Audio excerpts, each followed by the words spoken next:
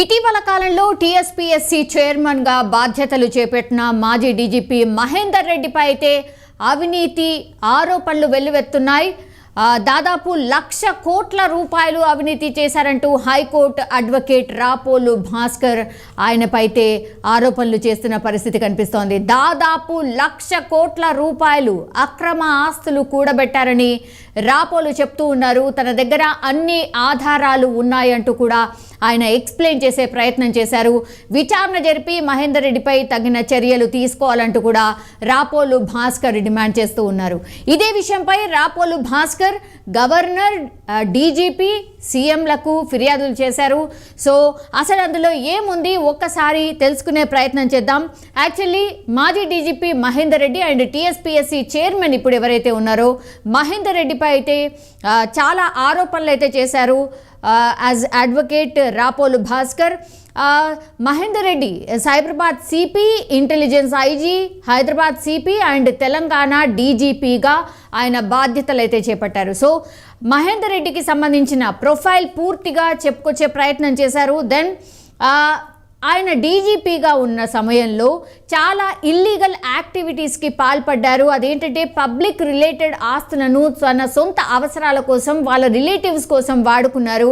And పూర్తిగా డీజీపీకి సంబంధించిన హోదాని misuse చేస్తూ, ఆ పవర్స్ని మిస్యూజ్ చేస్తూ ఈ ఆస్తులన్నీ కూడబెట్టారు. నా దగ్గర పూర్తి ఆధారాలు ఉన్నటువంటి విషయాన్ని అయితే రాపోలు భాస్కర్ చెప్తున్నటువంటి పరిస్థితి కనిపిస్తోంది. సో పూర్తిగా 30 పేజీల ఉన్నటువంటి ఒక పూర్తిగా ఒక నివేదిక అనుకోవచ్చు. ఈ పూర్తి నివేదికని గవర్నర్, డీజీపీ అండ్ సీఎంలకైతే పంపించినటువంటి సిచ్యువేషన్ కనిపిస్తోంది. అండ్ డైరెక్ట్గా ఏసీబీకి కూడా ఆయన పంపించిన సిచ్యువేషన్ కనిపిస్తోంది. చాలా అయితే ఆరోపణలు చేశారు. చాలామంది ఎవరైతే వ్యక్తులు చనిపోయి ఉంటారో ఆ ఆస్తుల వివరాలు అన్నిటినీ తీసుకొని పూర్తిగా వాటిని ఎట్లా తన వద్దకి చేర్చుకోవాలి, ఆర్ వాటిని ఎట్లా గ్రాప్ చేయాలి అన్నటువంటి విషయాల మీద పూర్తిగా దృష్టి పెట్టారు. యాజ్ ఎ డీజీపీ పూర్తిగా ఆయన పవర్స్ని యూజ్ చేస్తూ ఆయన కింద పనిచేసేటువంటి ఎవరైతే వ్యక్తులు ఉంటారో వాళ్ళందరినీ కూడా ఇందులో ఇన్వాల్వ్ చేస్తూ ల్యాండ్ గ్రాపింగ్కి పాల్పడ్డారు అన్నటువంటి విషయాన్ని కూడా ఈ అడ్వకేట్ చెప్తున్న పరిస్థితి కనిపిస్తోంది. టీఎస్పీఎస్సీ చైర్మన్గా ఈ బాధ్యతలు ఆయనకి ఇచ్చారు కాబట్టే ఈయన ఆ పోస్ట్కి అనర్హుడు, ప్లీజ్ చెక్ చేసుకోండి అన్నటువంటి విషయాన్ని కూడా భాస్కర్ చెప్తున్నటువంటి పరిస్థితి కనిపిస్తోంది. ఆయన ఈ పోస్ట్కి కరెక్ట్ వ్యక్తి కాదు అంటూ కూడా ఆయన రాసుకొచ్చిన పరిస్థితి కనిపిస్తోంది. పూర్తిగా ఆయన ఇల్లీగల్గా ఏమేం చేశారు అన్నటువంటివి పూర్తిగా ఇందులో ఆ నివేదికలో రాసుకొచ్చారు. అదేంటంటే 40 ఇల్లీగల్ యాక్టివిటీస్ చేశారు. వైట్ కాలర్ అఫెండర్స్ ఎవరైతే ఉంటారో, ల్యాండ్ గ్రాబర్స్ ఎవరైతే ఉంటారో, రౌడీ షీటర్స్ ఎవరైతే ఉంటారో వాళ్ళందరితో మంచి రిలేషన్షిప్ని మెయింటైన్ చేస్తూ ఎక్కడెక్కడైతే సెటిల్మెంట్ చేసేటువంటి ల్యాండ్స్ ఏవైతే ఉంటాయో, లేదంటే ఎక్కడైనా ఆస్తులకు సంబంధించి కాంట్రవర్సీస్ ఉంటాయో వాటన్నిటినీ సెటిల్మెంట్ చేయడము. అండ్ వీళ్ళందరినీ కూడా ఈ వైట్ కాలర్ అఫెండర్స్ అనుకోవచ్చు, లేదంటే ల్యాండ్ గ్రాబర్స్ అండ్ రౌడీ షీటర్స్తో ఒక మంచి రిలేషన్షిప్ని మెయింటైన్ చేస్తూ ఆర్ డీజీపీ హోదాను మెయింటైన్ చేస్తూ వాళ్ళని అడ్డం పెట్టుకొని పూర్తిగా ఆస్తులను సంపాదించారు. అందుకే 80,000 నుంచి దాదాపు 1,00,000 కోట్ల రూపాయల ఆస్తులను ఈయన కూడబెట్టారు అన్నటువంటి ఆరోపణ చేస్తూ ఉన్నారు.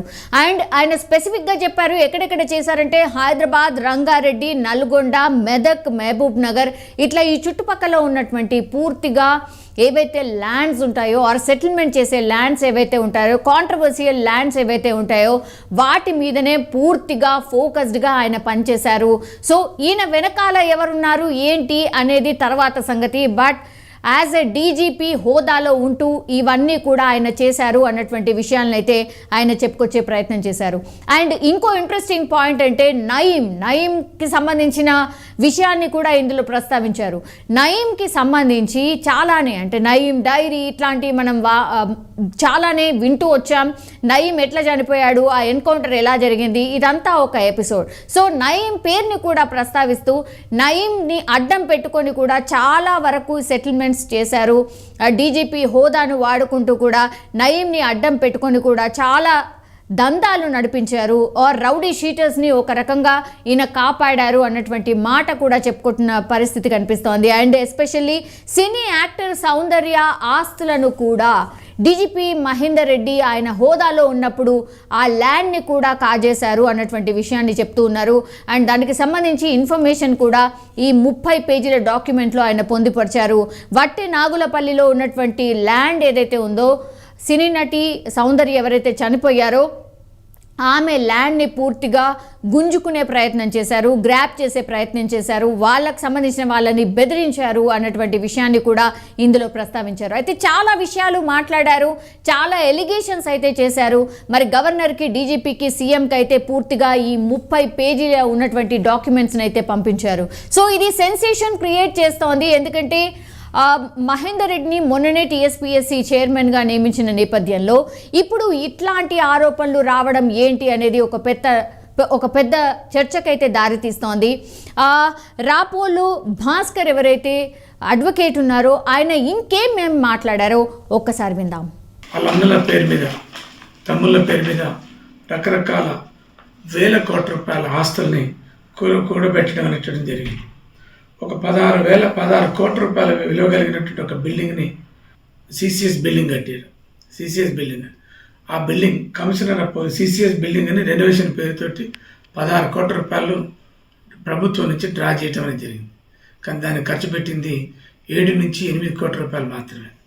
మిగతా 8 కోట్ల రూపాయలు అప్పుడున్నటువంటి ఒక సిపి, ఇప్పుడున్నటువంటి అవినాష్ మహంతి అనేటటువంటి వ్యక్తి పేరుతోటి మరి కొన్ని డాక్యుమెంట్లు బిల్స్ని ఫోర్జరీ చేసి వాటిని తీసుకోవడం అనేటటువంటి జరిగింది. 8 కోట్ల రూపాయలు ఒక సిసిఎస్ బిల్డింగ్ రెనోవేషన్ పేరుతోటే తీసుకోవడం అనేటటువంటి జరిగింది.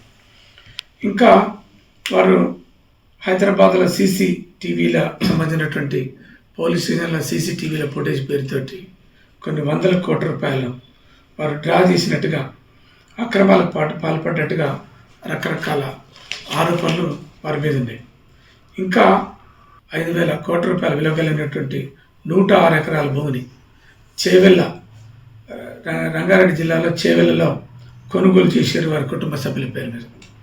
అంతేకాక ఒక 6,000 కోట్ల రూపాయలు కలిగినటువంటి విలువ కలిగినటువంటి 74 ఎకరాల భూమిని సర్వే నెంబర్ 12, 13, 14, 17, 18, 19, 20 అనేటటువంటి సర్వే నెంబర్లలో దామరగిద్ద అనేటటువంటి ఒక ఊర్లే, అంటే చేవెళ్ళ మండలం ప్రస్తుతం ఉన్నటువంటి రంగారెడ్డి జిల్లాలో వీటిని సుమారు ఒక